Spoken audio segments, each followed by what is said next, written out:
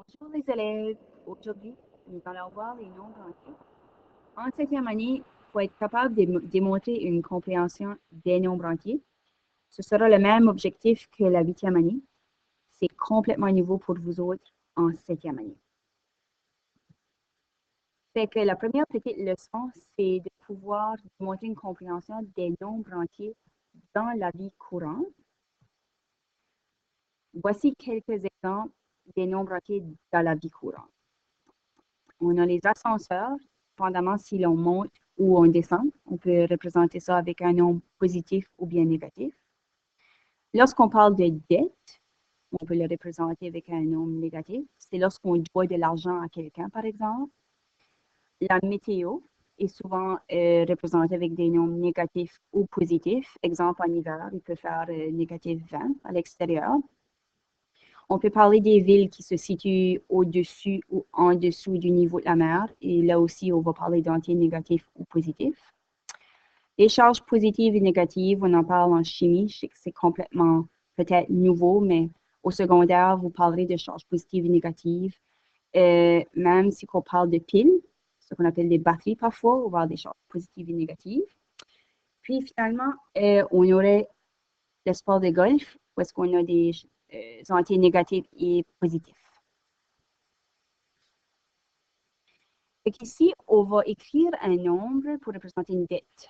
Fait qu'une dette de 25 $, on écrirait négatif 25 pour représenter ce nombre-là. La ville de Toronto, 75 mètres au-dessus du niveau de la mer. Parce qu'on dit au-dessus, nous allons le représenter avec positif 75. On peut écrire le positif ou on peut le mettre, comme ne pas l'écrire. Ça ne dérange vraiment pas. Si on continue à représenter des nombres entiers de la vie courante avec des nombres positifs ou négatifs, on a un atome d'azote qui possède 7 charges positives. Donc, les mots charges positives deviennent importants. Parce qu'on parle de charges positives, nous allons le représenter avec positif 7 ou juste le nombre 7.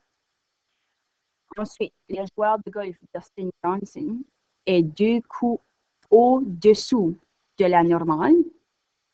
Au-dessous, donc on va représenter avec négatif 2.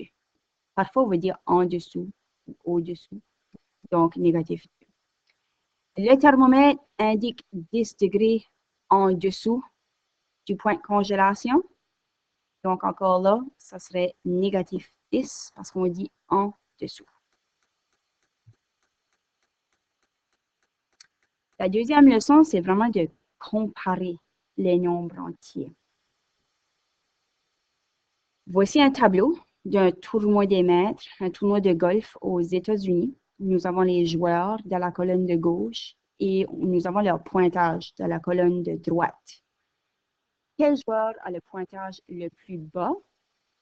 Si on regarde dans la colonne de droite, on aurait Mike Weir qui a un pointage de négatif 7. Fait que le joueur avec le pointage le plus bas serait Mike Weir, négatif 7. Ensuite, la deuxième question, quel joueur possède le pointage le plus haut? Ce serait Tiger Woods, qui a un pointage de positif 2, qui est 2 coups au-dessus de la normale. Donc, le joueur qui possède le pointage le plus haut est Tiger Woods. Nous venons de comparer des nombres entiers.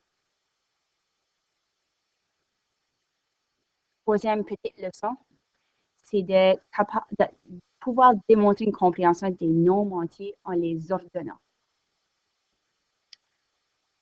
Si on prend le même tableau du tournoi des maîtres, un tournoi de golf aux États-Unis, si on place les pointages en ordre croissant, nous commençons avec le plus petit pointage, qui serait de négatif 7. Ensuite, négatif 5. Par la suite, négatif 4. Négatif 2. Négatif 1. Positif 1 et positif 2. Donc, en ordre croissant, nous allons du plus petit au plus grand. Les entiers négatifs sont plus petits. Le négatif 7 était l'entier négatif le plus petit de la liste. Dernière petite chose qui est très, très importante, ce sont les nombres opposés. Les nombres opposés, ce sont deux nombres situés à la même distance de 0. Exemple, négatif 4 et positif 4 sont des nombres opposés. Si on regarde la droite numérique, ils sont à la même distance du 0. Il y en a un qui se situe vers la droite et il y en a un qui se situe vers la gauche. Ceci termine la leçon pour aujourd'hui.